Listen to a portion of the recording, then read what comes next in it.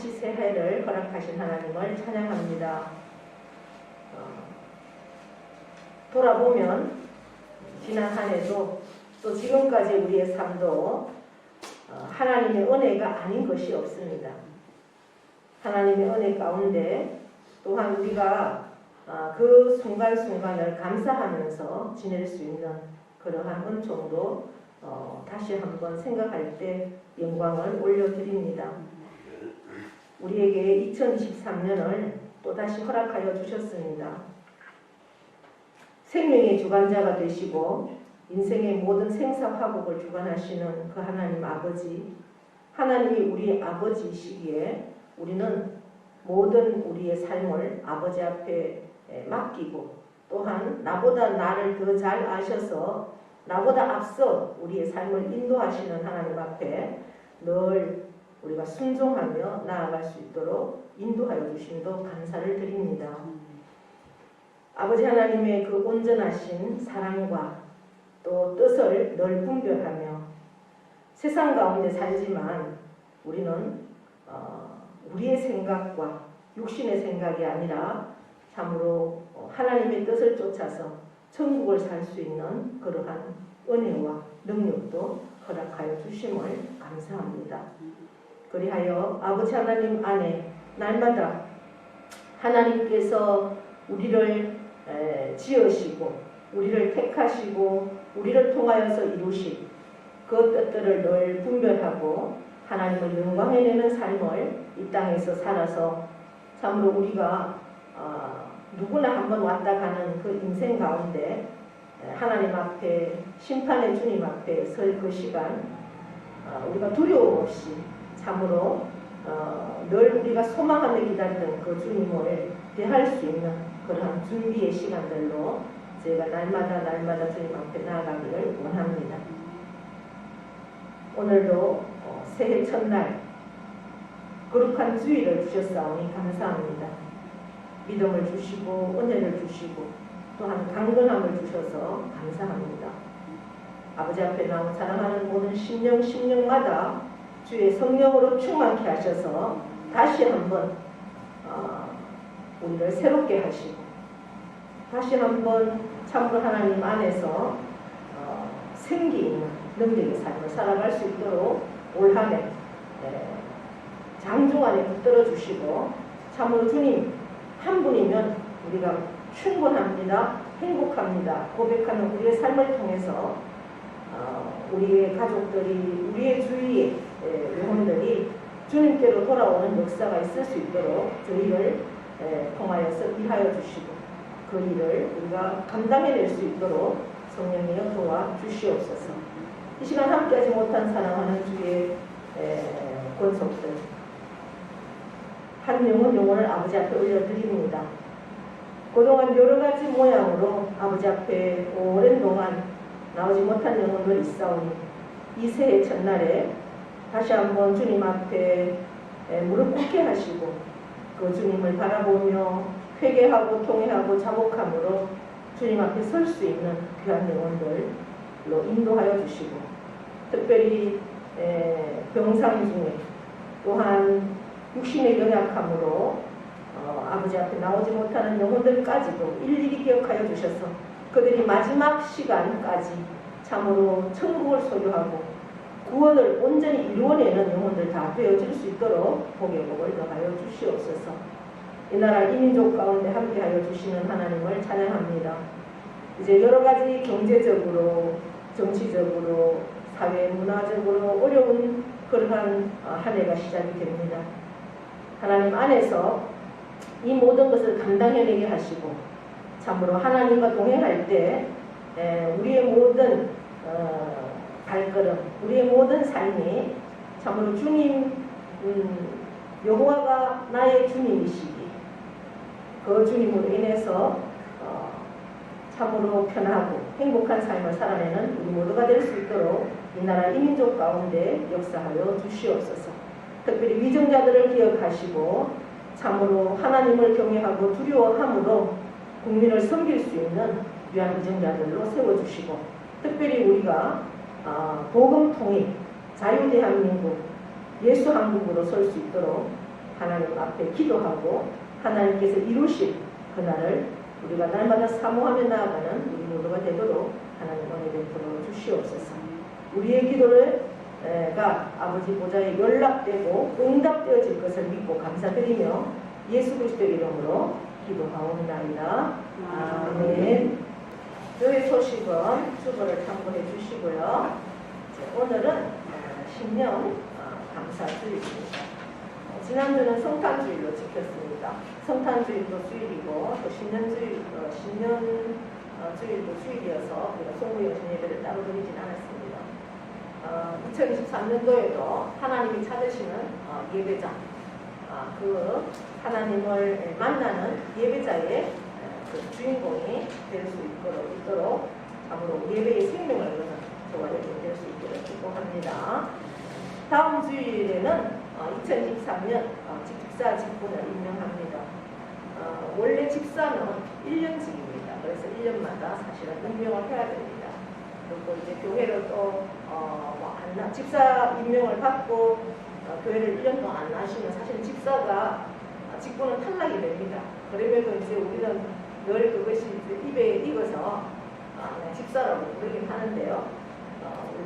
원래 항존직이 아니면 집사는 다 1년직입니다. 특별히 이제 우리 박영순 성도님 그동안 신앙생활 잘 해오셔서 이제 내년에 신임 집사 직분을 임명을 받게 됩니다. 이제 본래부터는 박영순 집사님이라고 그렇게 부르시면 되겠죠. 네, 임명을 하게 되고요.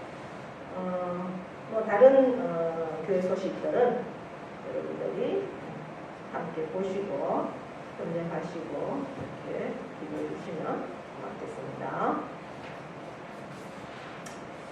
우리 2023년 새해 송무영신 때는 또 서로가 또 인사도 하고 그러는데 여러분 새해 주님 안에서 영과 눈이 강건하시고 정말 우리가 이제 얼마나 이 땅에 살지는 모르지만 주님 안에서 서로 사랑하고 봉사하면서 잘 살다가 하나님 부르실 때 정말 주님 품에 안기는 찬송하면서 주님 품에 안기는 저와 여러분 다 될 수 있도록 늘 그렇게 올 한해도 성령으로 충만하고 여러분의 가정마다 온전히 하나가 되는 주 안에서 다 주님 안에서 구원받는 그런 가정들 다 될 수 있기를 축복합니다. 새해 주님 안에서 복 많이 받으십시오. 아멘. 네. 말씀 보겠습니다. 에스겔 37장 1절로 14절입니다. 구약성경 에스겔서 37장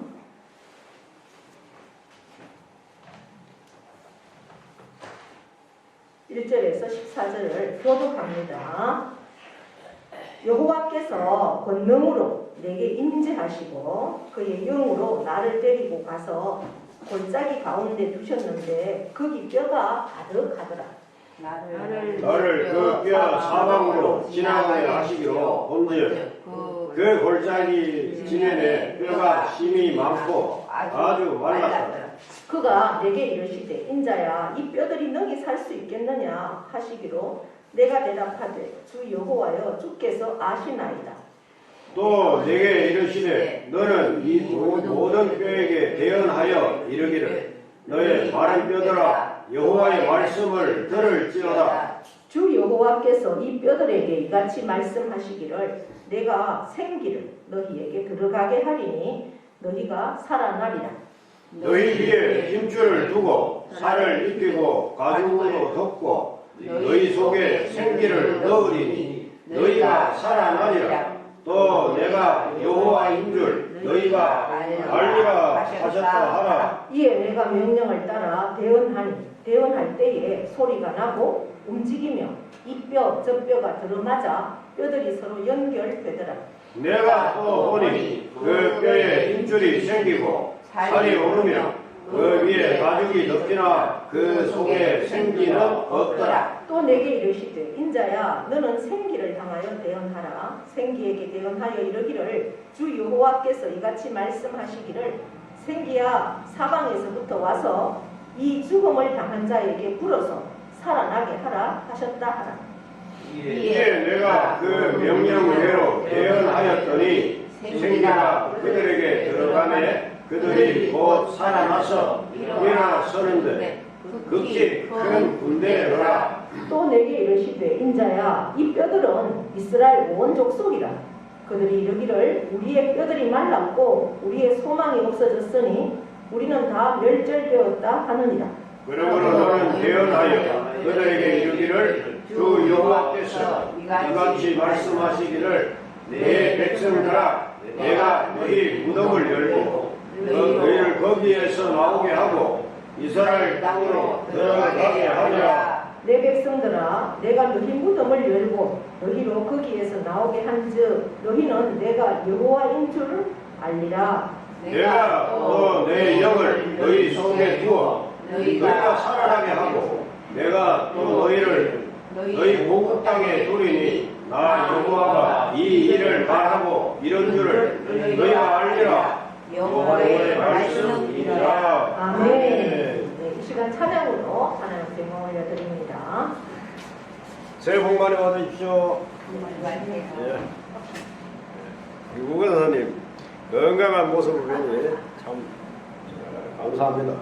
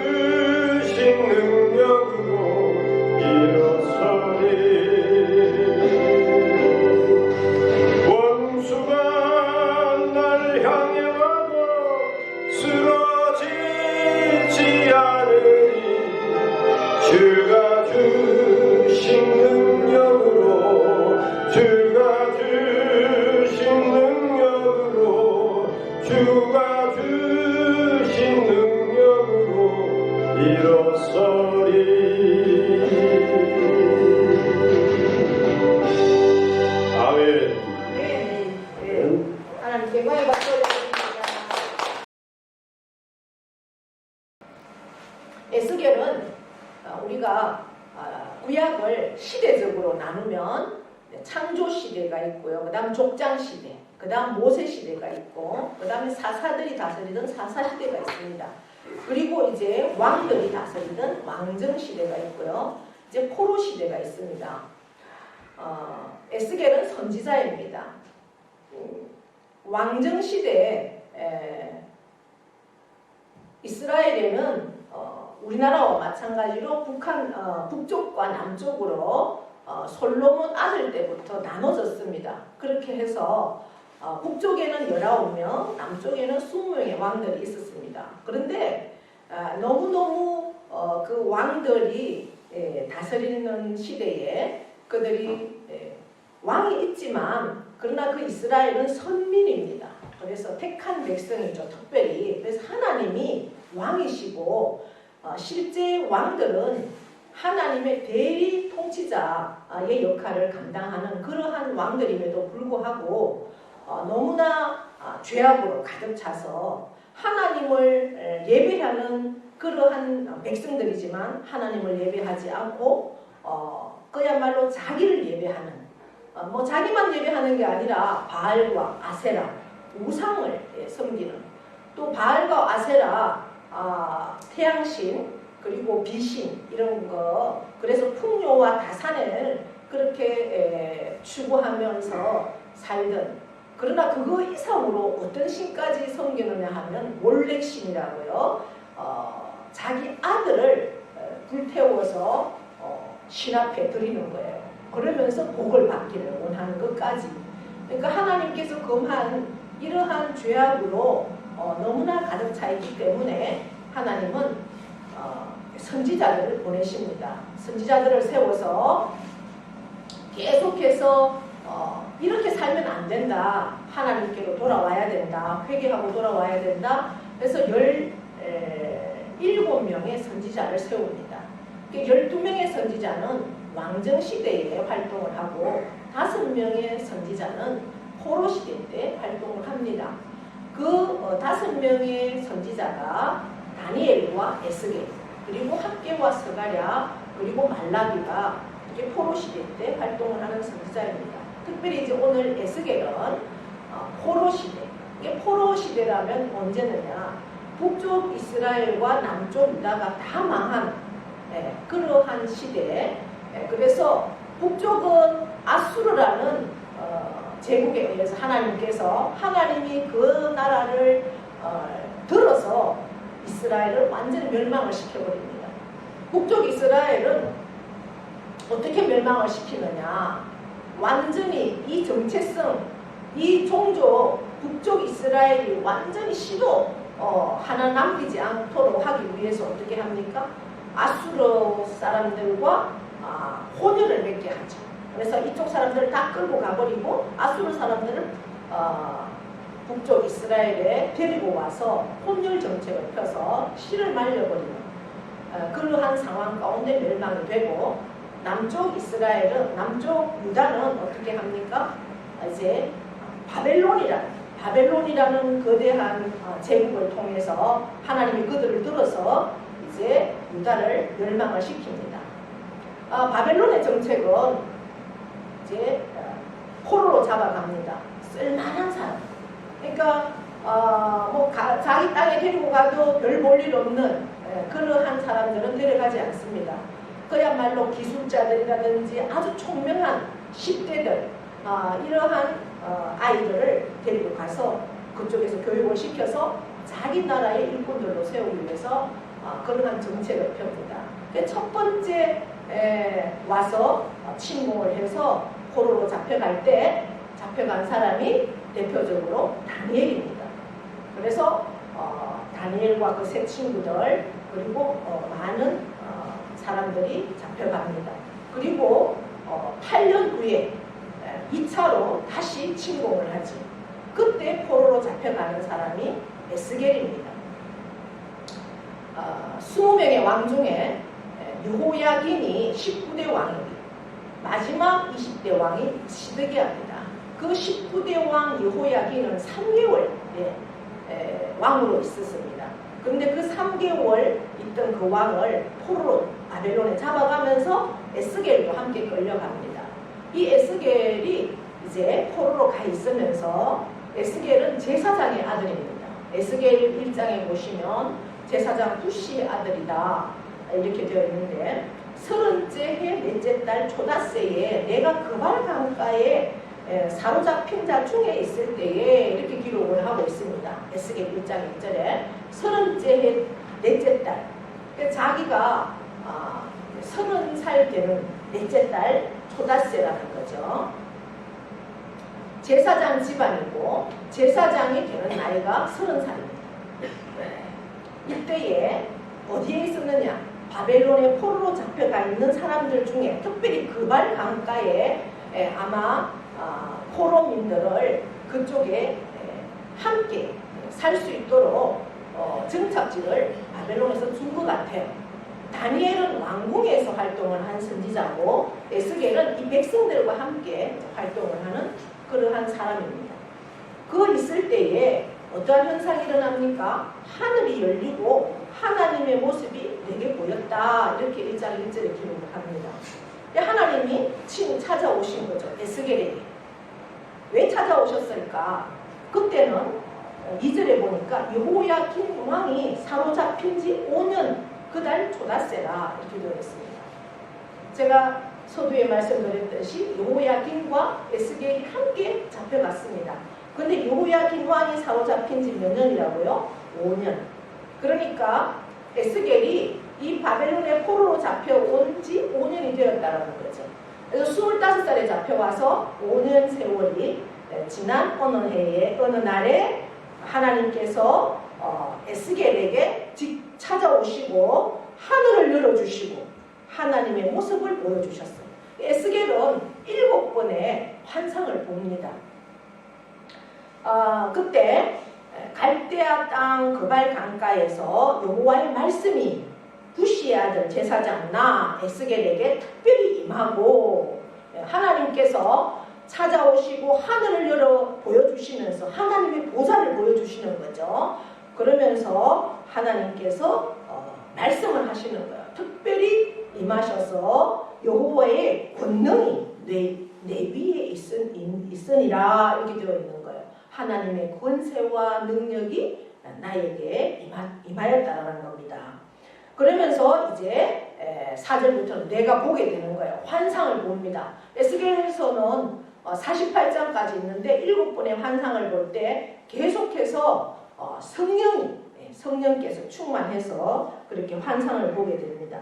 이 환상을 어떠한 환상을 보여주느냐? 너희가 죄악으로 인해서 너희가 하나님 뜻대로 살지 않았기 때문에 하나님 앞에 벌을 받아서 이쪽에 포로로 잡혀와 있다. 지금 포로로 잡혀온 지 5년이 되었고 아직도 예루살렘은 완전히 멸망한 상태는 아닙니다. 시드기야 왕이 지금 왕으로 있는 그러한 상태인데 저쪽에서 너희가 잡혀가는 걸 보고 백성들이 철저하게 회개하고 하나님 앞에 돌아오면 하나님께서 그 백성들과 함께 할 것이나 그렇지 않고 계속해서 하나님 앞에 돌아오지 않고 하나님 말씀대로 살지 않고 그러면 결국은 다 멸망시키겠다라는 거죠. 예레미야 선지자를 통해서도 계속해서 말씀하시는 것이 뭐냐 하면 바벨론에게 너희가 항복을 해라. 그러면 바벨론에서 너희가 농사도 짓고 자녀도 낳고 그렇게 살고 있으면 하나님의 때가 되면 하나님의 때가 언제? 70년이 되면 너희를 회복시키고 반드시 이 땅에 다시 돌아오게 하겠다라는 말씀을 예레미야 선지자를 통해서 계속합니다. 그래서 친바벨론이 되어라 하는데도 불구하고 이쪽 이스라엘의 예루살렘의 본국에서는 그 예레미야 선지자의 말을 듣지 않고 친바벨론이 아니라 어떤 정책을 합니까? 계속해서 친애국 정책을 하는 거죠. 애국은 뭐 다른 나라도 그러하겠지만 특별히 이집트에는 많은 신들이 있었습니다. 바로 모세를 통해서 바로와 대결할 때 하나님께서 10가지 재앙을 내리시면서 이제 이스라엘 백성들을 출애굽시켰지 노예 해방을 시켰습니다. 모세를 통해서 그때 나왔던 10가지 재앙, 10가지 재앙이 모든 것들이 다 이집트에서 섬기던 신이었습니다. 그 재앙들은 어떤 신들이 있었습니까? 개구리, 파리, 그 다음에 독종, 흑암, 우박, 이런 것들을 다 신으로 섬겼다고. 그러한 곳이 바로 이집트입니다. 물신까지 썼죠. 그래서 그만큼 우상을 섬기던 그 나라와 밀접하게 지내고 그 나라에 계속 의지하고 그러니까 그 나라를 따라갈 수밖에 없죠. 예, 그 나라의 우상을 섬기지 않을 수가 없죠.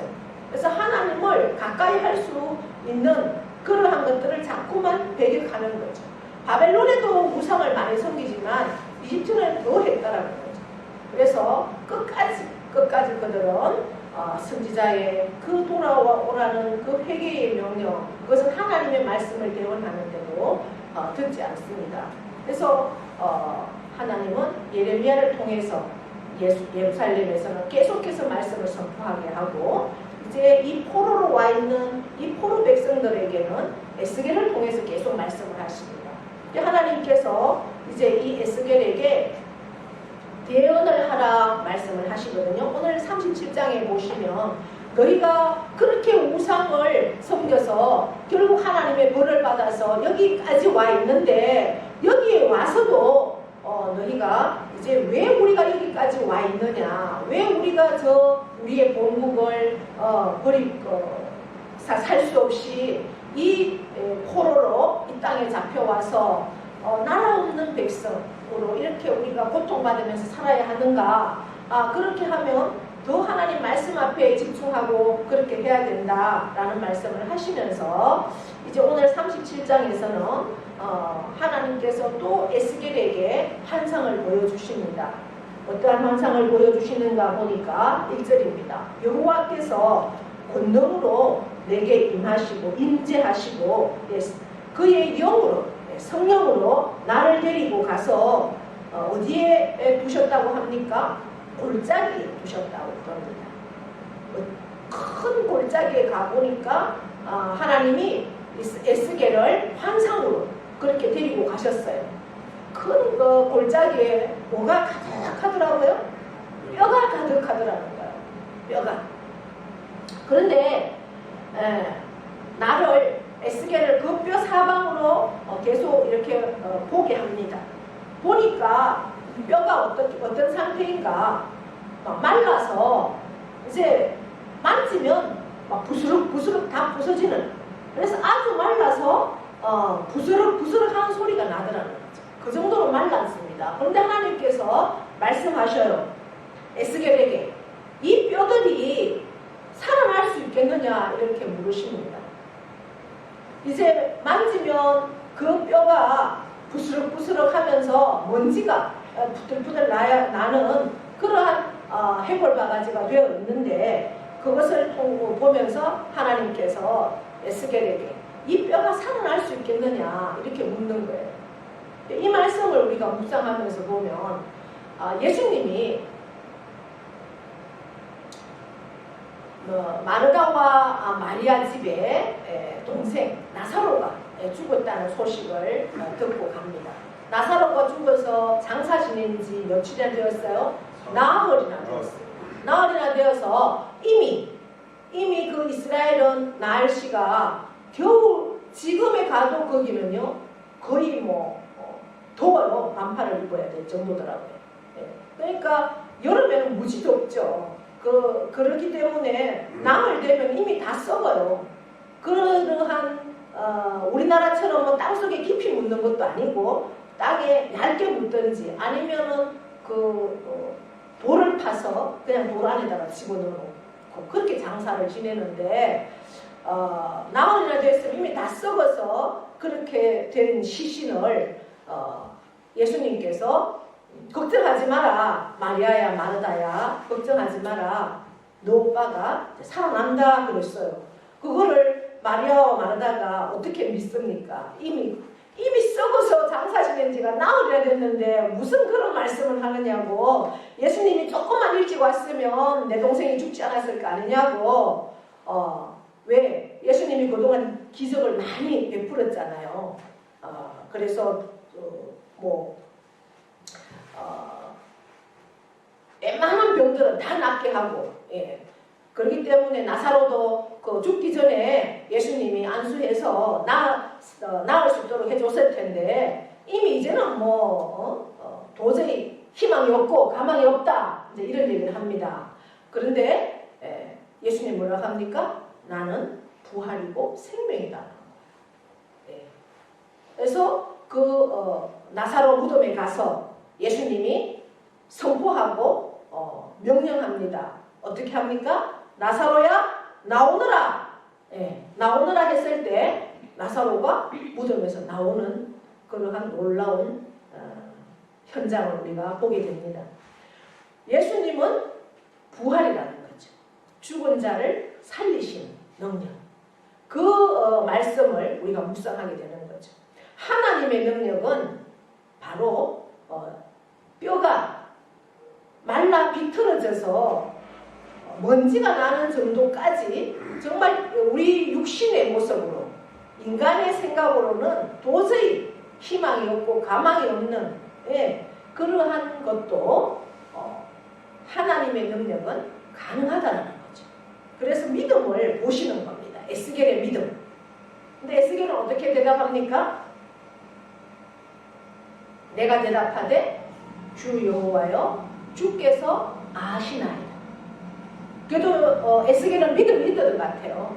아유 마르다와 마리아는 이미 죽어서 안 된다라고 막 예수님을 원망했는데 그래도 에스겔은 믿음이 좀 있었던 것 같아요.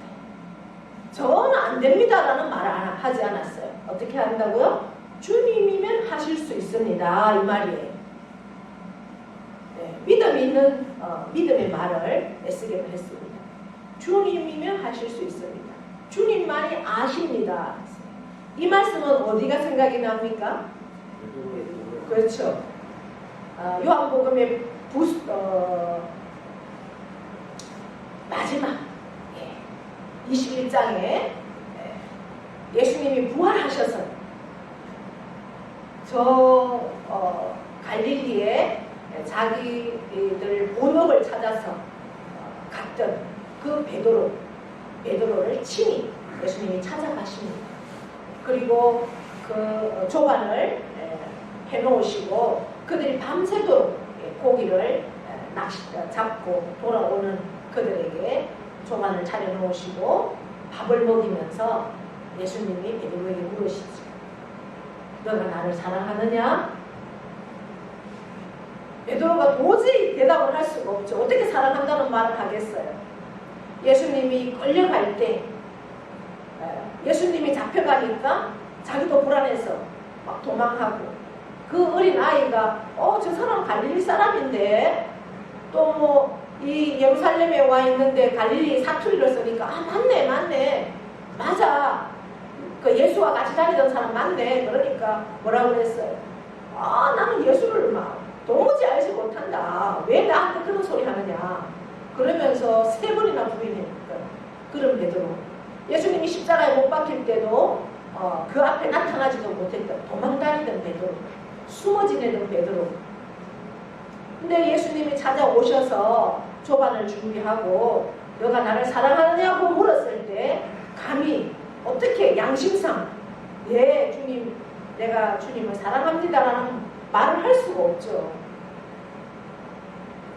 그런데도 베드로는 작은 양심에 주님이 아시잖아요. 이 말밖에 할 수가 없는 거예요. 내 입으로는 도저히 주님을 사랑한다고 말할 수가 없는데 주님은 내 마음 아실 겁니다. 그렇게 말하는 거예요. 이 에스겔도 마찬가지예요. 주님이 아십니다. 이 뼈들이 살아날 수 있을런지 없을런지는 주님이 아십니다. 이런 말씀을 합니다. 그런데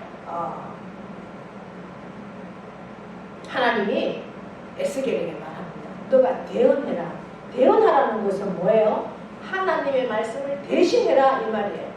바로 설교해라 이 말씀이거든요. 설교자는 하나님의 말씀을 대신하는 사람이에요. 그래서 너가 설교해라. 뼈에게 뭐라고 하라고 그럽니까? 너희 마른 뼈들아 여호와의 말씀을 들을지어다. 그 마른 뼈에게 설교해라. 그리고 이 뼈들에게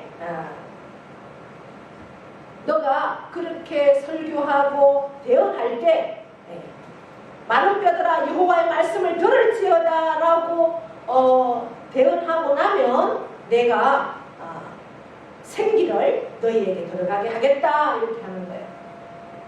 뼈에게 정말 생명력이 없는 그 뼈에게도 여호와의 말씀을 듣고 뼈가 듣고 그 뼈에 하나님께서 생기를 불어넣을 때 어떠한 현상이 일어납니까?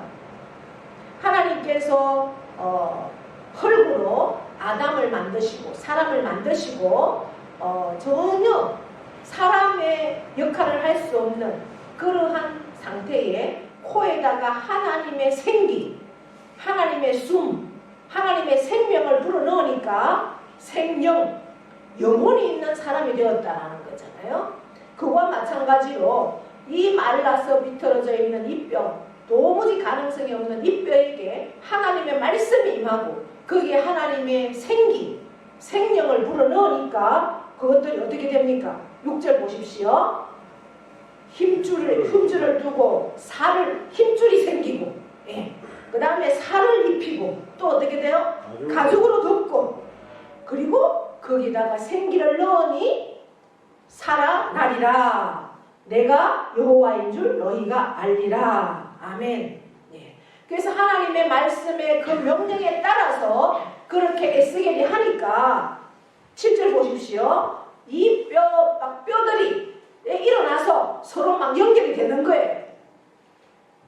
그리고 힘줄이 생기고 살이 오르고 가죽이 덮이는 그러한 상황이 되는 겁니다.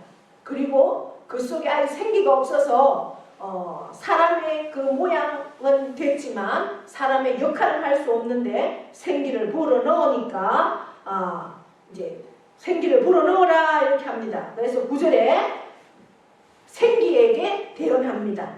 생기야 사방에서부터 불어서 살아나게 하라. 죽음을 당한 자에게 불어서 살아나게 하라. 이 사람의 모양은 갖췄지만 아직 사람의 역할을 감당할 수 없는 이 모습에게 생기가 들어갔을 때 생명이 되어서 사람이 된다는 거죠. 그랬을 때 10절에 보십시오. 그 명령대로 그렇게 했더니 생기가 그들에게 들어가서 그들이 살아나고 그들이 막 일어났는데 어떠한 모습입니까? 큰 군대가 되었더라. 할렐루야. 예. 골짜기에 절비하게, 그러니까 막 전쟁을 통해서 많은 시체가 죽어서 어마어마한 뼈들이 너저분해하게 있는데 그것들이 다 살아 일어나니까 큰 군대가 되더라는 거죠. 14절, 마지막 14절에 보십시오. 11절부터 보겠습니다. 이 뼈들은 이스라엘 온 족속이다. 하나님이 말씀하시는 겁니다. 그 큰 군대, 그 군대가 되었던 그들은 온 족속이다. 우리의 뼈들이 말랐고 우리의 소망이 없어졌으니 우리는 다 멸절되었다. 그 뼈들은 그렇게 한다는 겁니다.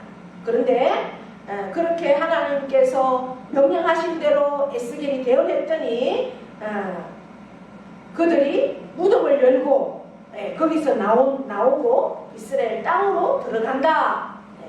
그러면서 14절 내가 내 영을 너희 속에 두어 하나님의 영 성령입니다. 성령을 너희 속에 두어서 너희가 살아나게 하고 내가 너희 고국 땅으로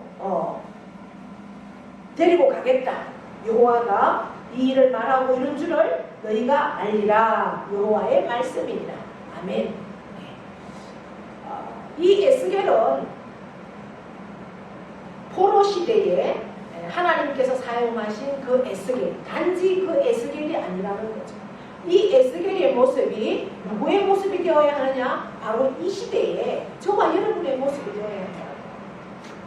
저와 여러분은 하나님의 자녀입니다. 그리고 하나님의 말씀을 우리가 받은 사람들입니다.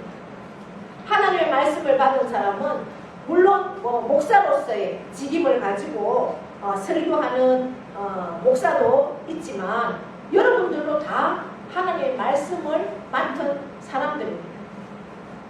이제 예수 그리스도 안에서 우리는 다 제사장입니다. 구약에는 제사장이 모든 사람들의 죄를 한꺼번에 가지고 들어가서 하나님한테 나아갔지만 지금 이 시대에는 예수 그리스도가 십자가에 못 박혀 돌아가시고 우리는 다 예수 그리스도를 믿는 구원받은 사람들은 다 제사장입니다. 이 에스겔의 역할을 저와 여러분이 해야 된다는 거죠. 2023년을 하나님께서 우리에게 주셨는데 올 한 해 우리가 어떤 마음으로 살아야 하는가, 어떠한 결단을 가지고 이 한 주를 시작해야 되는가. 에스겔의 그 마음, 에스겔에게 함께 하였던 그 하나님, 에스겔에게 하나님께서 특별히 임재하시고 하나님 보좌를 보여주시고 그리고 말씀이 그에게 임해서 그 말씀을 대응하는 자, 그리고 마른 뼈 같은, 마른 뼈는 누구예요? 아직도 예수의 생명이 없는 자, 예수의 생명이 없는 자. 이 시대에도 이 마른 뼈는 수두룩하지 않습니다. 우리의 집 안에도 들어가 보면 마른 뼈가 수두룩합니다.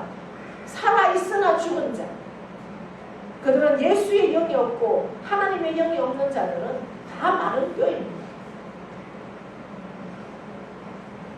우리가 그들에게는 기대할 것이 없어요.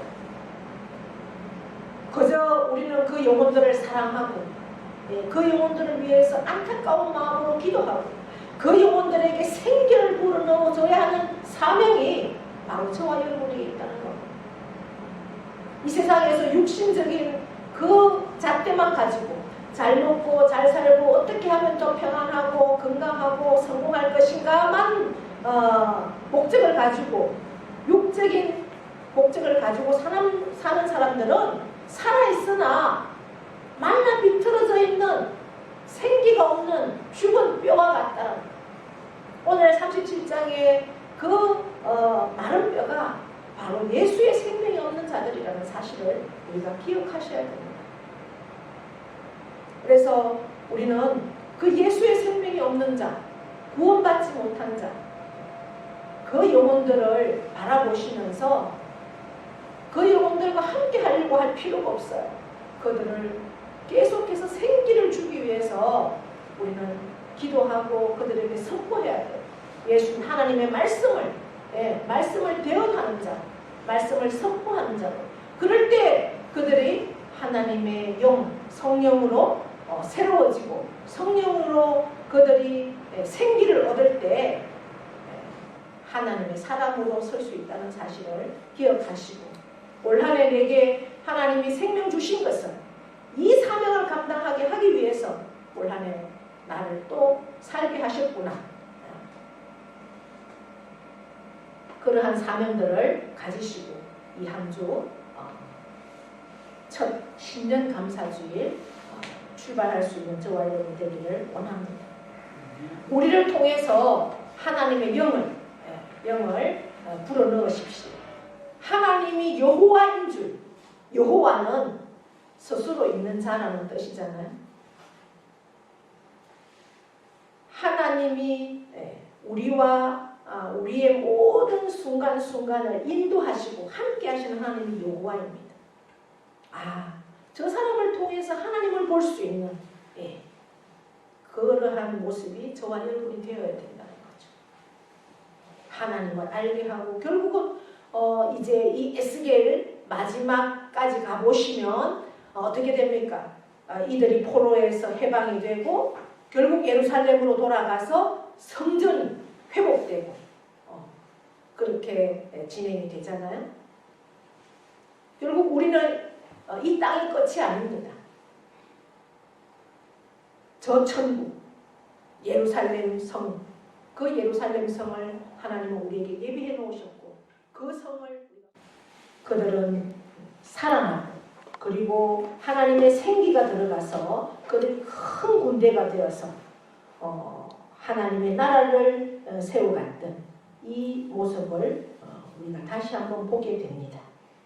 그 모습을 통하여서 정말 여호와가 살아계시고 여호와께서 이 일을 다 이루셨다, 그렇게 우리가 알게 됨을 보게 됩니다. 하나님의 사람, 우리 한 사람 한 사람들은 하나님의 말씀을 맡은 자고 하나님의 말씀을 대언하는 자입니다. 이 세상 가운데 특별히 사랑하는 나의 가족들이 아직도 주님의 생기를 가지지 못하고 마른 뼈와 같은 죽어있는 그 영혼들이 있다면 이 23년에 왜 나에게 이 한 해를 다시 한번 하나님께서 허락하셨는지를 알게 하시고 깨닫게 하여 주셨습니다.